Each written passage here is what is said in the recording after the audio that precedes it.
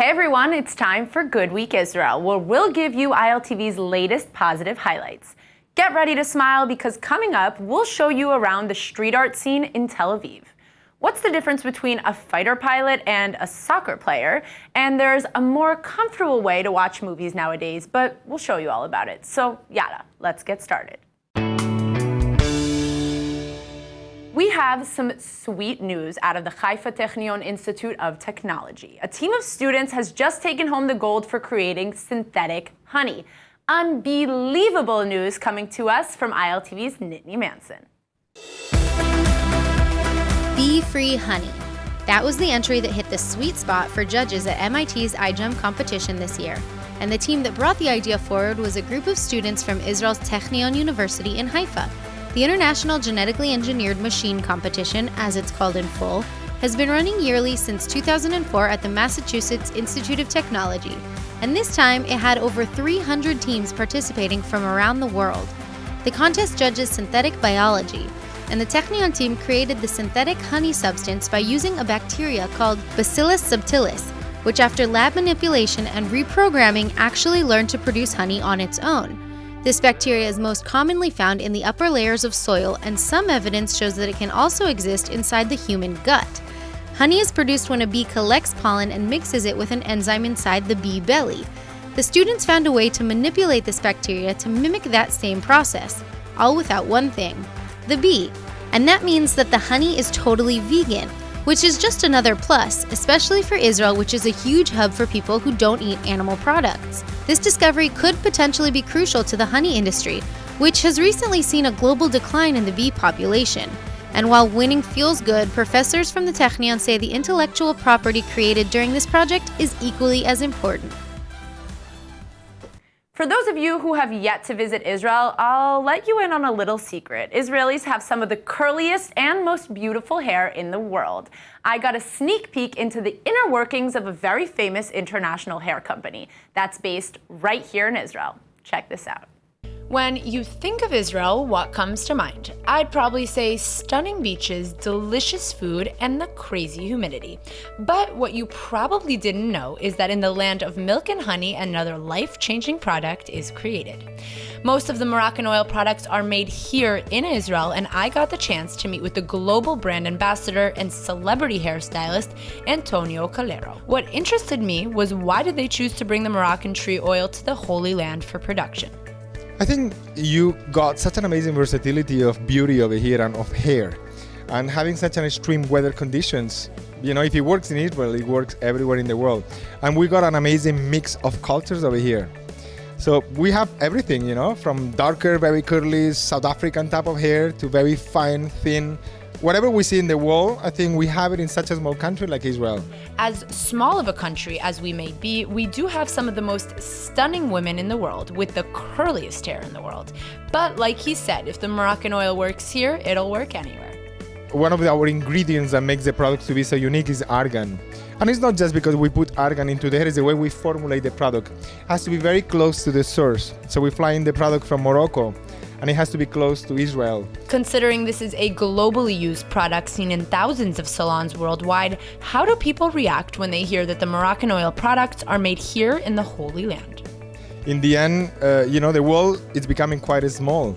And you just want to look and feel fabulous, regardless of where the products they come from. Interestingly enough, their products are not the only thing that makes them unique. The Moroccan Oil factory is located here in the northern city of Maalot. The factory, which has been opened for 8 years, brands itself as an inclusive team that aims to help society evolve and grow. The employees at the factory are not your average workers. 13 employees have special needs, 5 are retired yet still motivated to work, and half of the total employees are women, which isn't common in this field of work. Many workers are either pre or post army service, some are members of the lost Jewish tribe, and some are even kids ages 14 to 18 who are on summer vacation and just want to work. The factory is a huge melting pot of different people aiming to give opportunity to anyone and everyone who needs. For me, it's a pleasure coming to a country that people are so honest, so direct, no bullshit, no go around the bush. They tell you things the way they are. And you saw today when we did the presentation, people, they interact and they just ask questions. You were asking a lot of questions and being very opinionated, and I think it's fantastic because I find that when you do not have filters, we listen to it and then we can improve and become the best that we could be. So for us, or for me coming to Israel, I know I'm gonna get the truth no matter what. Good or bad, Israelis will tell it like it is, and these Moroccan oil products are what it is. The team and the factory's message is one that should be heard worldwide, and take note. Learn how to help those less fortunate and get employed and integrated with the rest of their communities. What's the difference between a fighter pilot and a soccer player? Well, I'm pretty sure the answer to that is everything, but a former IDF flyer disagrees. In fact, he thinks there's so much crossover between the two professions that he drew upon his experience in the air to come up with technology that helps athletes improve their game on the ground. ILTV's Nittany Manson has the story. While it was previously thought that you could improve a player's on-field abilities by, well, practicing on the field, an Israeli company has developed a software to improve the cognitive competence of athletes off the field. And Danny Danker, the CEO of Applied Cognitive Engineering, uses his Israeli Air Force experience as inspiration for a training system that teaches athletes 8 cognitive functions, including prejudgment and memory enhancement. In fact, when you do a brain review of what are the skills that you need in order to be a good competitive athlete, it's actually very similar to a fighter pilot, because you need to read your surroundings, you need to have to make very fast decisions, and you need to execute those decisions. You also need to be concentrated for a long time. You need to know what is going on around you all the time. The system was rolled out first in 2015 to train hockey players, but once coaches saw the results, Danker developed the system for soccer players as well, and currently 35,000 players use the training system. Also, a joint German-Dutch test found that players progressed by 20 to 40% after working with the system for just 3 months' time. Also, a joint German-Dutch test found that players progressed by 20 to 40% after working with the system for just 3 months' time. There are millions of feral cats across the country who don't have homes or anyone to take care of them. Luckily, one Israeli man made it his mission to combat the issue. Hi, I'm Danny Tene, and I feed cats on the streets of Tel Aviv.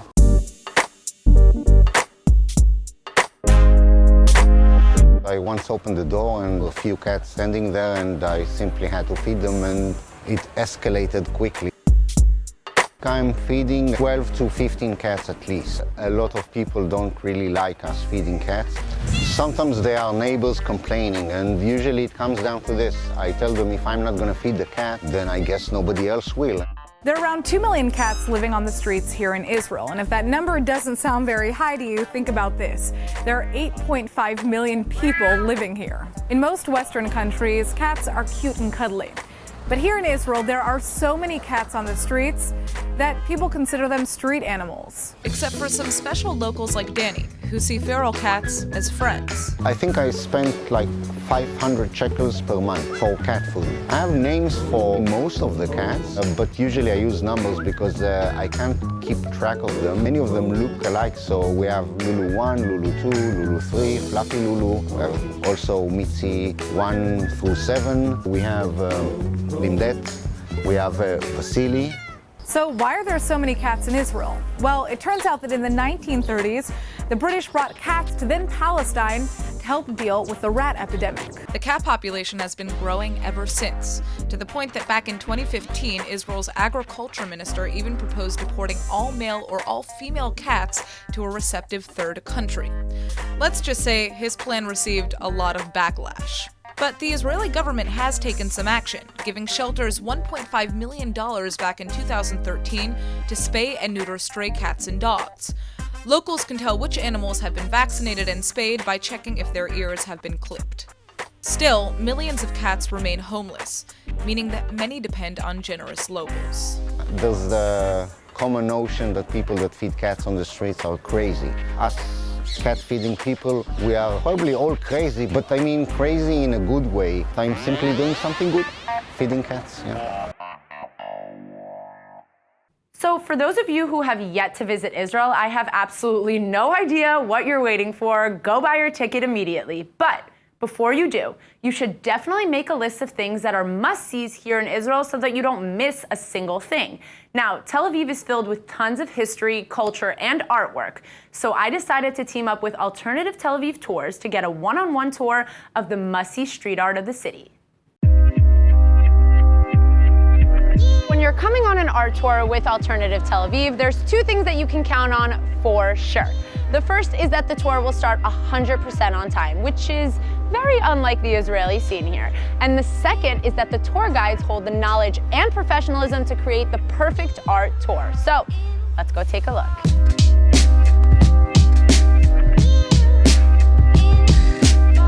This is a work, also a collab between the Misk that we just saw over here. The two Simpson characters is done by an artist named Thales, and that is his signature, these towers. So the Neve Tzedek Tower, again, that symbol of gentrification that we keep seeing over and over again in this tour. So tell me a little bit about your tours, the tour guides that you have, and the different, streets and cities that you guys are exploring. We began only in Tel Aviv, only in Florentine.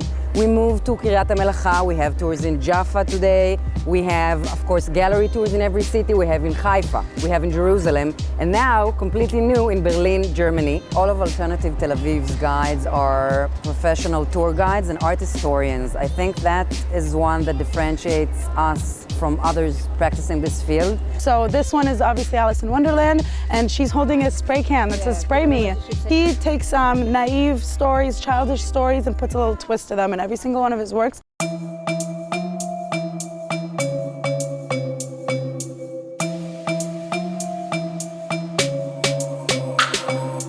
It's like exploded with street art, this whole street. Today, it's very elaborate, and it's already a global art movement, probably the most popular art movement around the world. He's always drawing these Lego mans. These are his signature. He says that when he was younger, he didn't have a TV growing up, so this is what he always played with Legos. So that's his signature. This is the color that's coming out of the spray paint. So maybe graffiti is destroying the universe, or maybe it's just another commentary on the environment. In a place like South Tel Aviv, Right. It's all around you. And some of the pieces might speak to you personally, and you get connected, and you follow certain artists, and you go on a tour, and then you know more, and then you can differentiate between graffiti, other types of art in the streets, different artists and groups working in this field, and you have like a new hobby, Right. or new knowledge, and it helps you tour the world in a more deep way. This is the wall of a synagogue, actually. The entrance is from that way. So this is a synagogue. And this wall, before this mural was on here, kept getting graffitied over and over. And the synagogue would get mad and keep calling them up to buff it over and to clean up the wall. Every time they cleaned it up, they would put more graffiti on it. So finally they said, okay, if there's going to be some paintings on here, it might as well be ours. And they commissioned this piece. I guess we have to have graffiti on our wall. Let's keep going.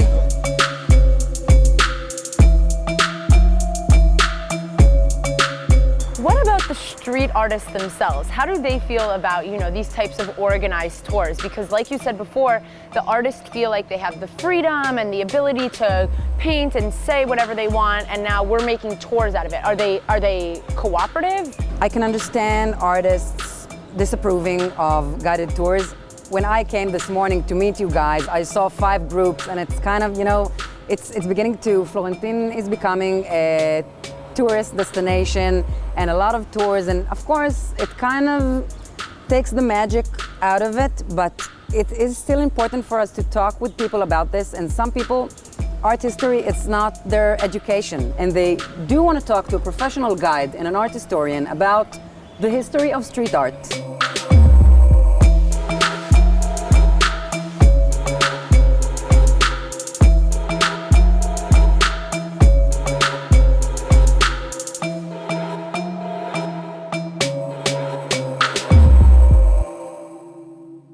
ILTV's Natasha Kirchuk got the scoop from some locals on what you can't miss out on when you visit the historical city of Nazareth. This is Nazareth, one of the most diverse and world-famous cities in Israel.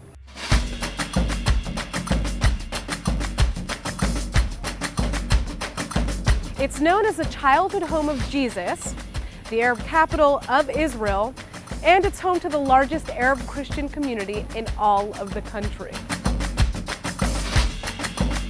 L'chaim.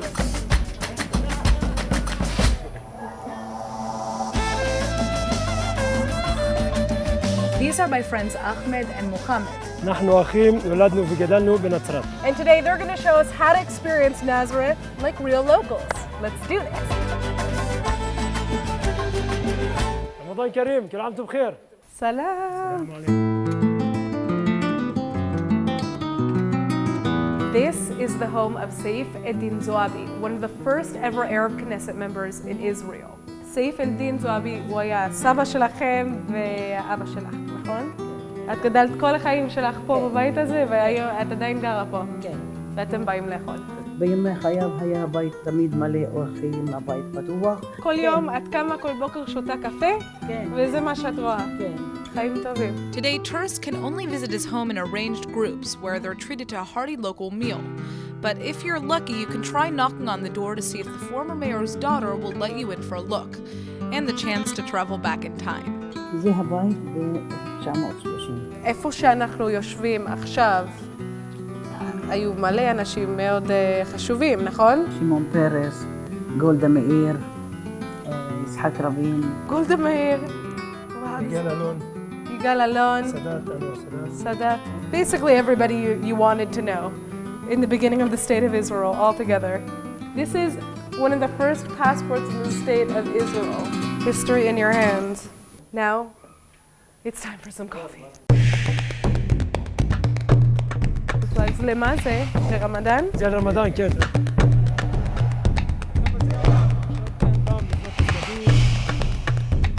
Wow. Nice to meet you. This is one of the oldest and most popular coffee shops in Nazareth. The smell here is inexplicable. Fahum Cafe has been around since 1957, over 60 years, and they serve fresh coffee made right on the spot. Perhaps one of their biggest secrets, which is now no longer a secret, is the fact that they add cardamom into the coffee before they package and then serve it. Wow. כמה אתה שותה ביום? אמרת? 6, 7, 10.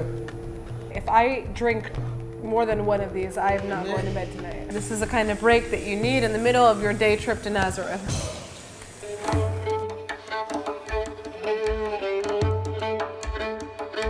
This is Academia de Moda Nazareth. It is a very good thing that I am not behind one of these tables. I'm not cut out for this type of work. Too difficult for me. Fashion, don't get it. Now, not many people know this, but this is the only fashion school in all of Israel that teaches courses in Arabic. And get this, the founder and head designer actually won the TV show Project Runway Middle East last year.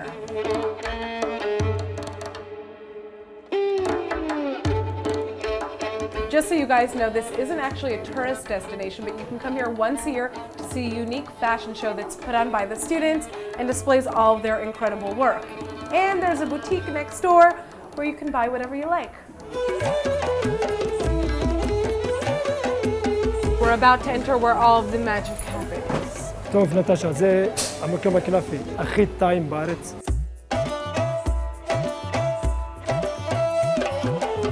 Welcome to Heaven on Earth, otherwise known as El Mukhtar Sweets. This is where you come if you want to try the best knafe of your life. Knafe is one of the most popular desserts in Israel and the Arab world. It's essentially a noodle-like pastry that's layered with cheese and then covered with a sweet syrup, and it's awesome. תודה רבה, באמת זה היה ממש תודה. בוא תעזור לחבר'ה. תחזיק את זה לבד.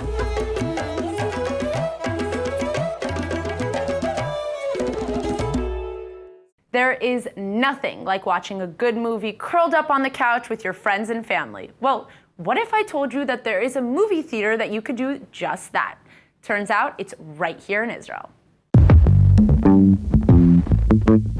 We could be watching in the same room, the same movie. I would hear the movie in Spanish and you would choose English, others would choose Russian.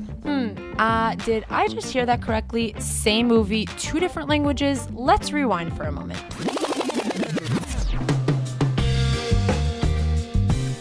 Let me introduce you to the Movix concept. What we're trying to do basically is to reinvent public screening, is to allow people to enjoy content with their friends and families when they're having fun, when they're going out. What Netflix has done to watching movies at home, we're trying to do to watching movies outside. The Movix concept is able to transform any public space, either indoor or outdoor, into a smart Cineplex for the public to enjoy the experience. Right here we have 14 different spaces, and they're in different sizes, from a couple to people all the way through to 16. And people get to choose the content that they want to watch, when they want to watch it, and even the language that they want to listen to it. So you'll notice that the spaces are kind of open, because what we were trying to do here is that people actually be part of something bigger when they're watching the content they choose with their friends. Using special technology that allows the audio to be separated from the video itself allows people to watch their movie in whatever language they choose. But like the hungry person that I am, I focus straight on the food.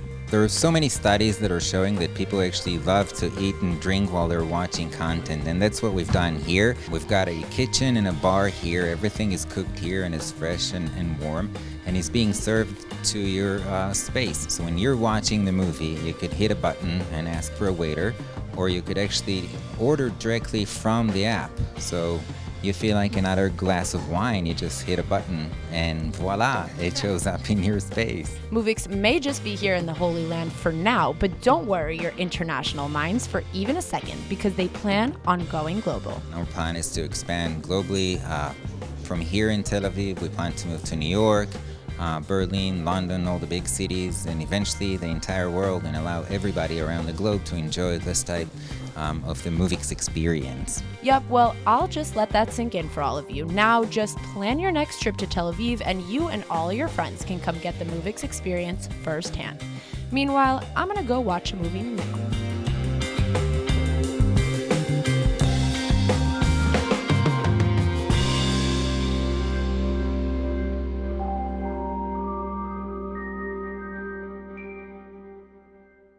That's all for today's Good Week Israel. Hope we've helped you start your week off with a smile. See you next time.